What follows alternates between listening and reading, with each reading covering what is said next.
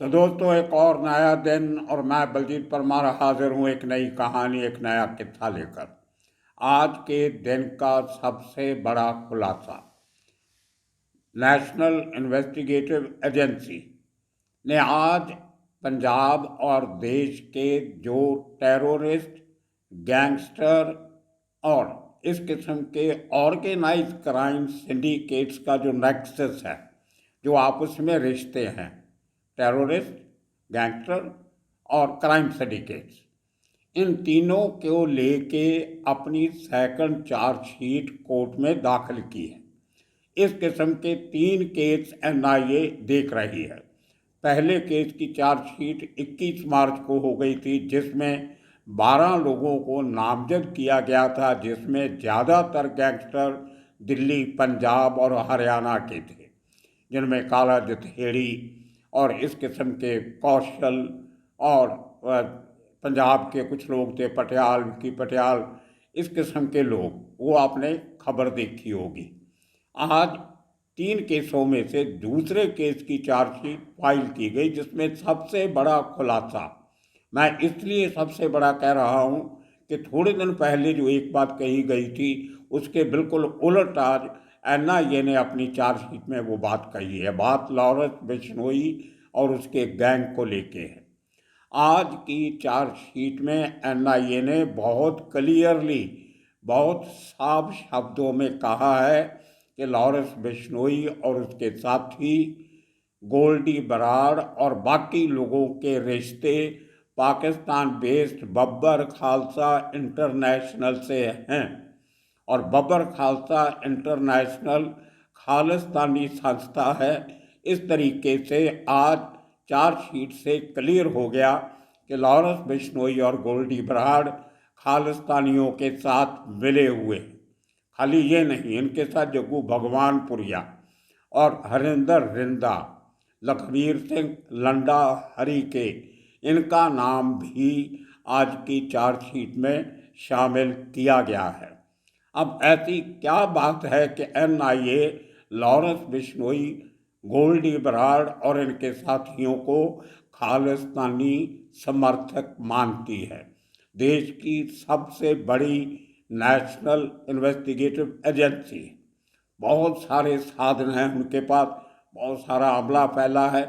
दुनिया के 17 बड़े कंट्रीज की इंटेलिजेंस एजेंसी के साथ उनकी डायरेक्ट बातचीत होती है, और कहीं ना कहीं से ये खबरें और ये इन्फॉर्मेशन उन्होंने शेयर की होगी, कोरिलेट की होगी, उसको जांचा परखा होगा। उसके बाद ये कोई इल्ज़ामबाजी नहीं है, ये चार्जशीट का हिस्सा है जो आज अदालत में पेश की गई। तो एनआईए की इस बात से एक नया हड़कंप मचना जरूरी है। वो इसलिए, आज से कुछ दिन पहले आपने सोचा होगा, देखा होगा आपने, जिस तरह आज ऑपरेशन अमृतपाल की बातें चल रही हैं 6 दिन से, इसी तरह थोड़े दिन पहले लॉरेंस बिश्नोई की जेल में बैठकर अपने सेल से एक पत्रकार से इंटरव्यू की गई थी, जिसमें उसने इस बात का खंडन किया था कि उसका खालिस्तान से कोई रिश्ता नहीं है। लेकिन आज 10-12 दिन के बाद, ये 2 तारीख की बात थी, ये शायद इंटरव्यू थी, उसके बाद में रिलीज़ की गई, फिर उसका सेकंड पार्ट आया। लेकिन आज लॉरेंस बिश्नोई ने जो कहा था, उसको एनआईए ने गलत साबित किया है। एनआईए की पूरी जो इन्वेस्टिगेशन है वो इस बात से जुड़ी हुई है। उन्होंने 2-3 एग्जाम्पल्स दिए हैं किन कारणों से वो लॉरेंस बिश्नोई और उसकी क्राइम सिंडिकेट को पाकिस्तान की आईएसआई और बब्बर खालसा इंटरनेशनल से जोड़ के देखती है। पहला केस एनआईए ने कोट किया है जो आरपीजी अटैक मोहाली में पंजाब के इंटेलिजेंस हेडक्वार्टर्स में हुआ था। कोई जख्मी नहीं हुआ, कोई मरा नहीं, लेकिन वारदात बहुत सीरियस थी। उसमें पूरे के पूरा रोल जो है वो एनआईए ने आज माना है कि वो हरविंदर सिंह रिंदा ने प्लान किया था। और उसमें उसकी मदद लखबीर सिंह लंडा हरी के और लॉरेंस बिश्नोई के साथियों ने किया था।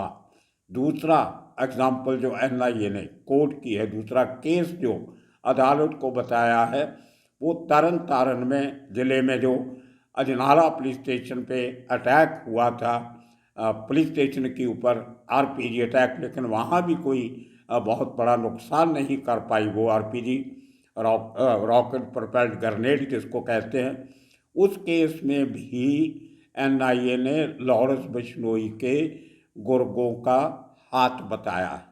और उसके साथ साथ लॉरेंस बिश्नोई और गोल्डी बराड़ की जो दोस्ती और हाथ मिलाने की बात हरविंदर सिंह रिंदा के साथ है, उसका जिक्र भी एनआईए ने किया है।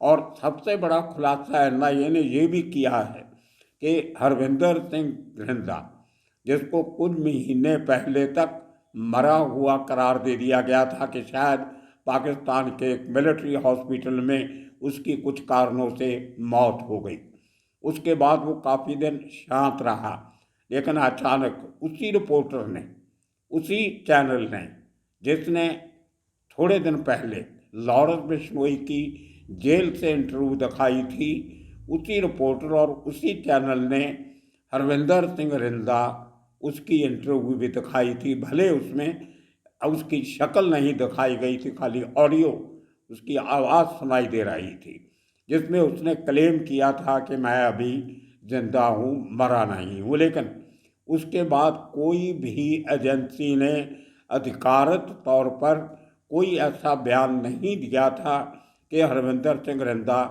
जिंदा है या मर गया या कहाँ है। लेकिन आज की इस चार्जशीट में एनआईए ने बहुत साफ शब्दों में लिखा है कि हरविंदर सिंह रिंदा पाकिस्तान में है। तो ये बात एक बड़ा खुलासा एनआईए ने किया है।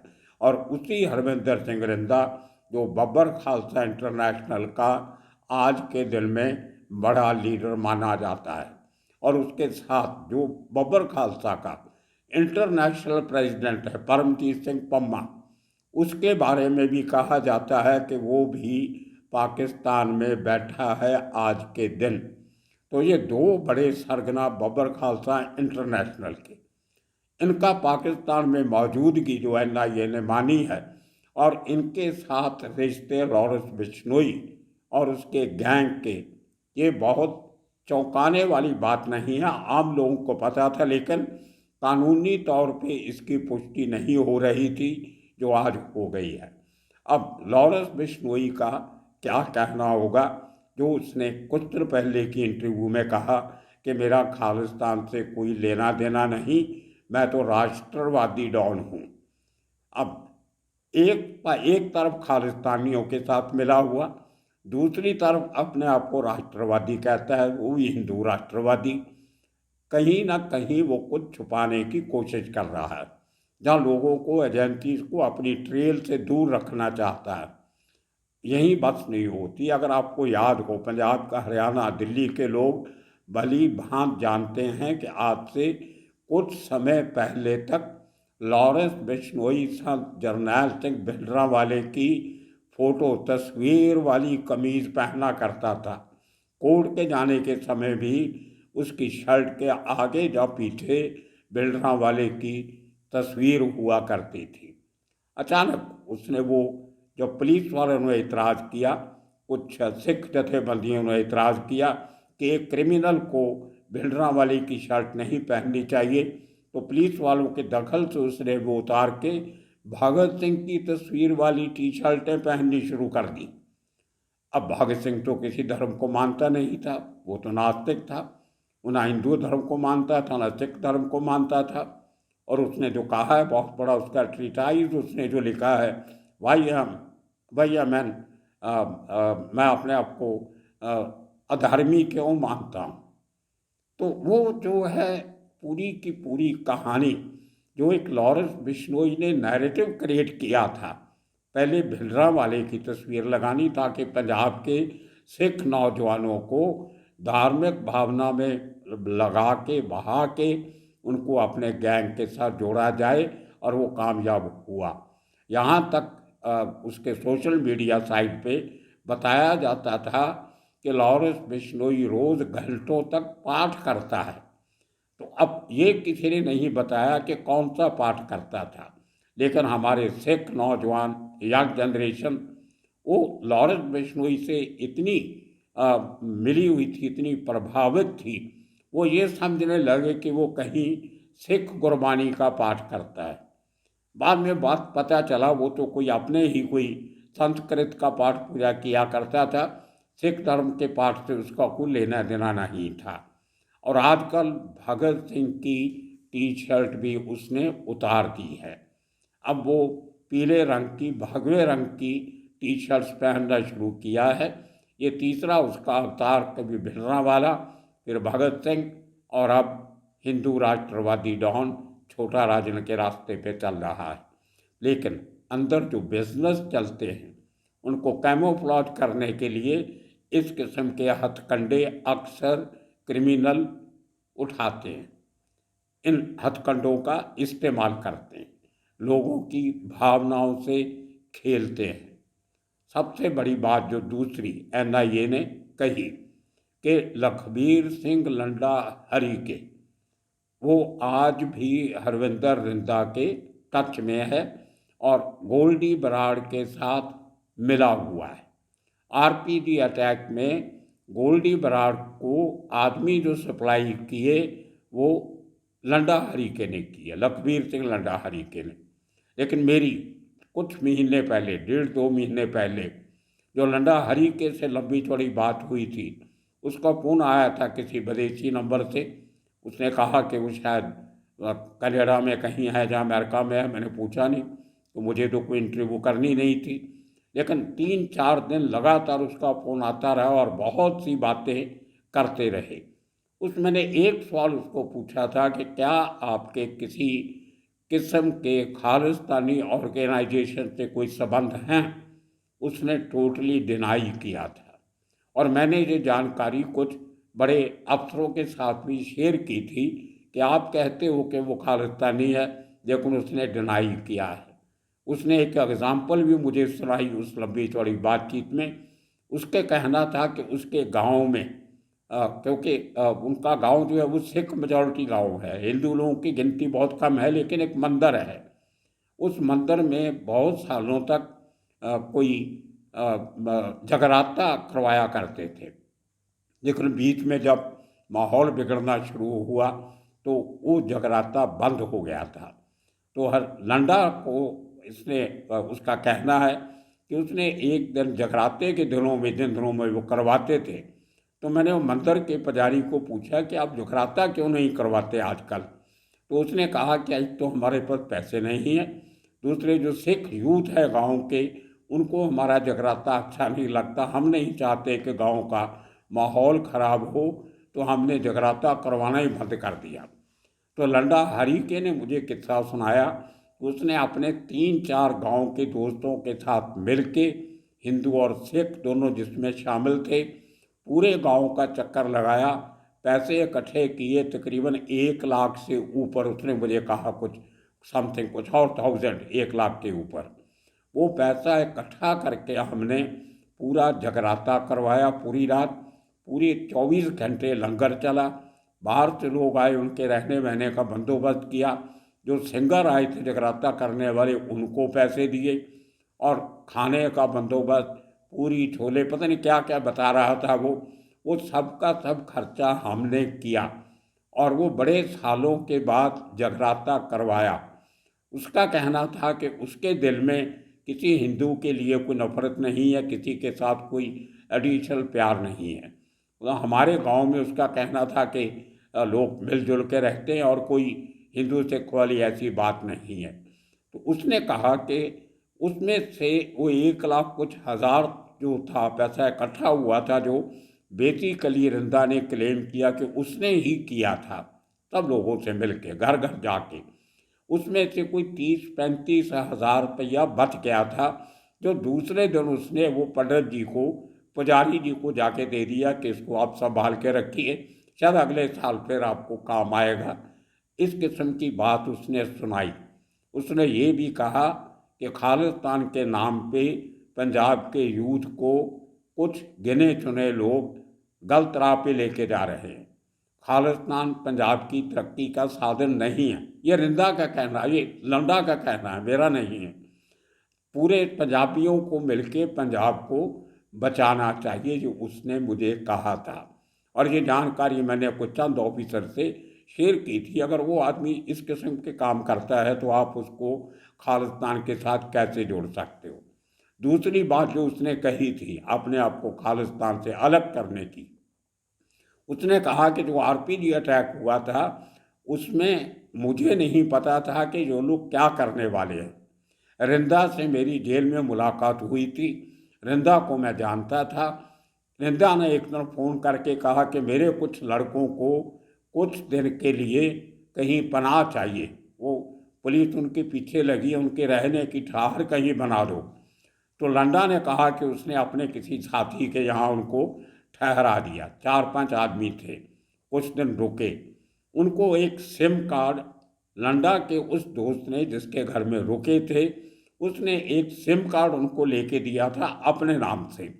और कुछ दिनों के बाद वो लोग वहाँ से चले जाते हैं और वही लोग RPG attack Punjab intelligence headquarter पे मोहाली में आके करते हैं।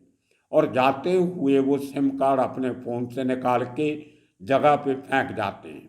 वो सिम कार्ड पुलिस को मिलता है, उसके बदौलत वो मेरे आदमी की तक पहुंचती है पुलिस, और उस वजह से मुझे उनके साथ मिला दिया और खालिस्तानी बना दिया। उसका कहना था कि पुलिस को अच्छी तरह पता है कि इस पर मेरा कोई लेना देना नहीं है, लेकिन केस बन गया, कोई बात नहीं, देखेंगे। उसका ये भी कहना था कि मैं कभी किसी के परिवार के बंदों को मारना वारना नहीं चाहता। मेरी किसी गैंगस्टर के साथ दुश्मनी होगी तो मैं उसके साथ अपनी दुश्मनी निकालूंगा। उसने गोल्डी बरार और लारेंस बिश्नोई को ये भी कहा इनके बारे में कि इन्होंने सिद्धू मूसेवाला को मरवा के बहुत गलत काम किया है। उसका कहना था कि उसको भी फ़ोन किए गए थे बंदे और हथियार देने के लिए, लेकिन लंडा हरीके ने कहा कि उसने मना कर दिया था। और बल्कि 15 दिन उसने अपना वो मोबाइल फ़ोन भी स्विच ऑफ कर दिया जिस पे गोल्डी बरार और उसके साथियों के इसके मदद लेने के लिए फ़ोन आते थे। अब इन बातों में कितनी सच्चाई है नहीं है, मैं वो उसका कोई जज नहीं हूँ, कोई तस्दीक नहीं करता हूँ। मैं खाली वो बता रहा हूँ जो मेरे साथ बातें हुई।